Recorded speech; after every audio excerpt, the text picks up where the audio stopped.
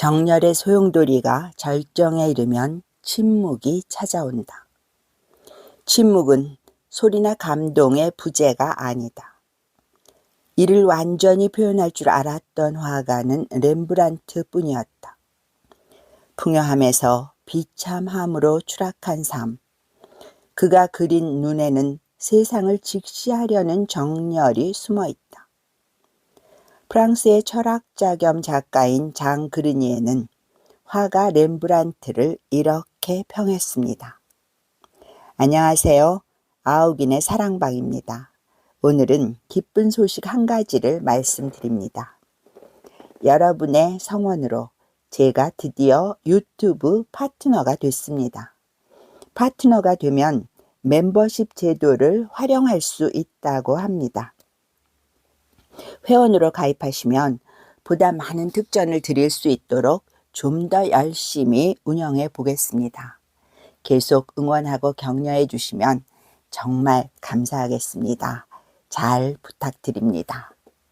그럼 오늘의 이야기를 시작하겠습니다.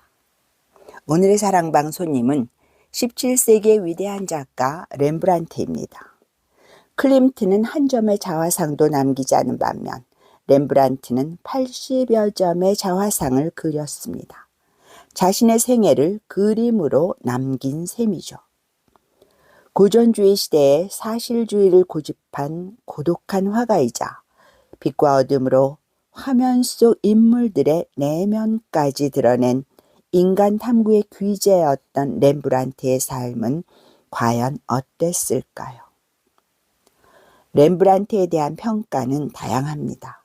관습 파괴자, 혁신의 대명사, 미술계의 이단자, 당대의 비상과 추락을 모두 경험한 비극의 주인공. 다양한 주제와 기발한 해석, 대담한 실험 정신으로 인간의 원초적 본능을 형상화한 화가. 아무튼 그의 작품 속 인물들은 당장이라도 뭔가 말하면서 화면 밖으로 걸어 나올 듯 생생합니다. 지위의 높낮이에 상관없이 속마음을 고스란히 드러낸 듯한 표정과 자세는 동서고금 모든 인간의 본성에 주목하게 하고요.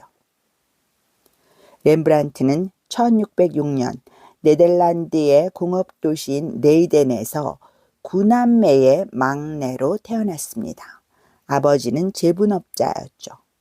원래 이름은 렘브란트 하르먼손 판 레인. 렘브란트는 세례명, 하르먼손은 아버지의 이름, 판 레인은 제분소가 라인강변에 있어서 지어진 성이랍니다. 라틴어 학교를 거쳐 고등교육을 받지만 공부엔 흥미가 없었는지 학교를 그만두고 3년 반 동안 유명 화가에게 개인 레슨을 받습니다. 25살 때 암스테르담으로 가서 평생 거기서 살죠. 30살 무렵부터 세례명인 렘브란트로 서명합니다. 레오나르도, 미켈란젤로, 라파엘로처럼 세례명으로 알려지길 원했다네요. 렘브란트는 초상화가로 시작합니다. 역사화가를 꿈꿨지만 개신교 공화국이던 네덜란드엔 종교나 역사, 신화를 주제로 대작을 주문할 교회나 궁정이 없었답니다. 상업도시인 암스테르담의 미술품 애호가는 사업가들이었고요. 25살 때 받은 첫 주문 역시 모피 무역상인 니콜라스 루치의 초상이었습니다. 렘브란트는 루치의 전신을 그렸습니다. 전신 초상화는 당시 왕과 귀족의 특권이었다니까 이 그림은 루치의 부와 명성을 대변하는 거죠. 렘브란트는 루치를 신중하고 능동적인 표정과 기민한 자세의 인물로 표현해 엄숙하고 권위적인 귀족의 모습과 다른 신흥 부르주아의 유형을 창조했습니다. 루치의 모습이 얼마나 사업가다웠는지 이 그림은 훗날 금융가로 유명한 J.P. 모건이 구입했답니다. 렘브란트는 인물의 사실적인 묘사, 음영의 뚜렷한 대조, 의상의 완벽한 재현으로 금세 유명해졌습니다. 곧이어 당시 암스테르담 외과의사 조합이 주문한 니콜라스 툴프 박사의 해부학 강의로 당대 최고의 초상화가가 됐죠. 이 그림에서 그는 다른 화가들처럼 모델을 나란히 배치하지 않고 모델은 왼쪽, 오른쪽은 시신과 툴프 박사에 할애했죠. 인물들의 다양한 표정과 비대칭적으로 구성한 역동적인 화면은 단숨에 사람들을 사로잡았습니다. 그림에 스토리를 부여함으로써 초상화의 혁신을 이룩한 거죠. 2년 뒤 렘브란트는 사스키아와 결혼합니다.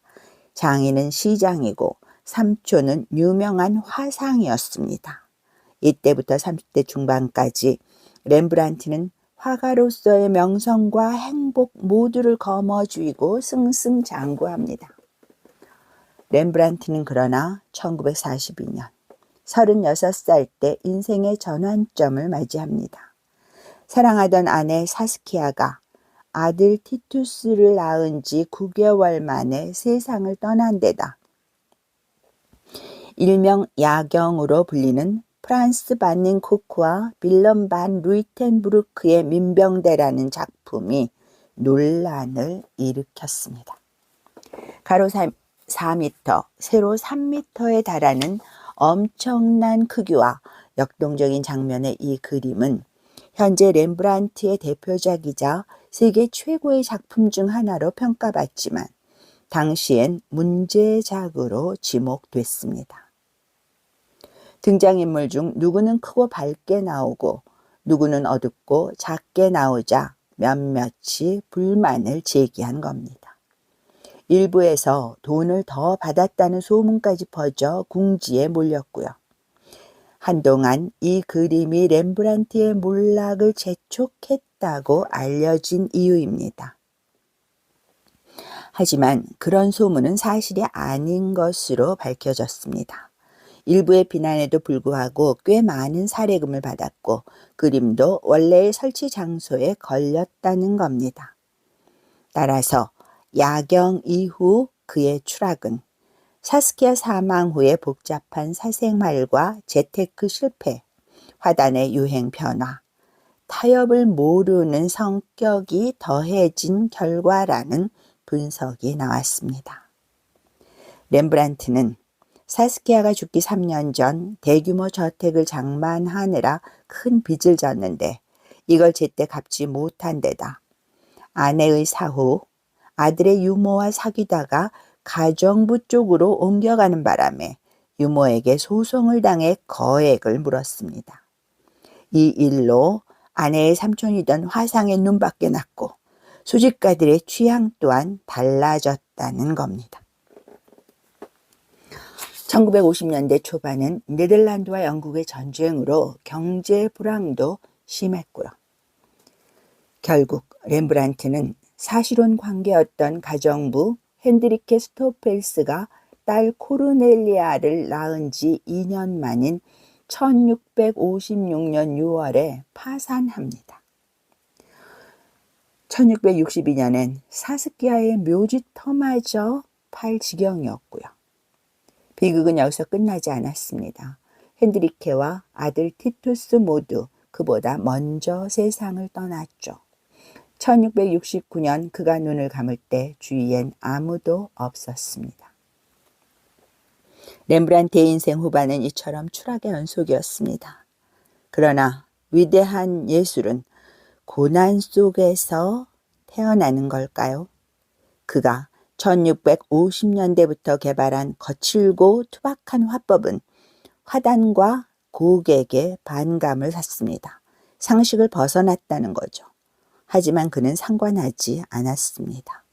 더 이상 외적인 화려함이나 극적인 효과에 연연하지 않고 역사와 성경 그림도 원전 중심으로 다룹니다. 말년의 대표작인 클라우디스 시빌리스와 바타비아족의 공모는 그런 신념의 산물이죠. 시청에서 의뢰받은 이 작품에서 그는 타키투스의 원전에 따라 시빌리스를 애꾸눈으로 그립니다. 신체적 결함을 감추라는 요구를 거절하고요. 작품은 결국 반송됩니다. 렘브란트의 비극은 종교와 이념에 상관없이 인간의 본질을 탐구하려던 데서 비롯됐는지 모릅니다. 그는 종교화에도 이상적 형상이 아닌 현실적 인물을 배치합니다. 다윗의 편지를 받아든 밧세바는 권력과 정절 사이에서 고민하고 데릴라의 유혹에 빠져 두 눈을 잃는 삼손의 모습은 비참하기 그지없습니다. 그는 또 얼굴과 몸짓에서 추상화 특유의 위험과 엄숙함보다는 개인의 특징을 살리려 노력했고 특히 눈에 집중했습니다. 그의 자화상 속 눈은 상황에 따라 달라지는 자긍심과 지성, 비통, 행복, 초연 등 인간의 모든 감정을 표출합니다. 시대와 불화한 탓에 그는 끼니조차 때우기 어려운 말년을 보내고 사후 200년 동안 어둠 속에 묻혀 있었습니다. 하지만 20세기에 들어 대중에게 외면받는 고독한 예술가로 되살아났죠. 들라크루와 같은 낭만주의 작가들이 앞장섰습니다. 벨기에의 루벤스에 맞먹는 네덜란드의 국민 화가로 우뚝 섰고요. 세상의 냉대 속에 쓰러져 가면서도 자신의 신념을 꺾지 않은 렘브란트가 남긴 한마디는 혼탁한 세상에서 끝없이 흔들리는 우리 모두의 가슴을 울립니다. 정신을 회복하고 싶을 때 구하는 건 명예가 아니라 자유다. 오늘은 빛과 자화상의 화가 렘브란트의 삶과 예술에 대해 전해드렸습니다.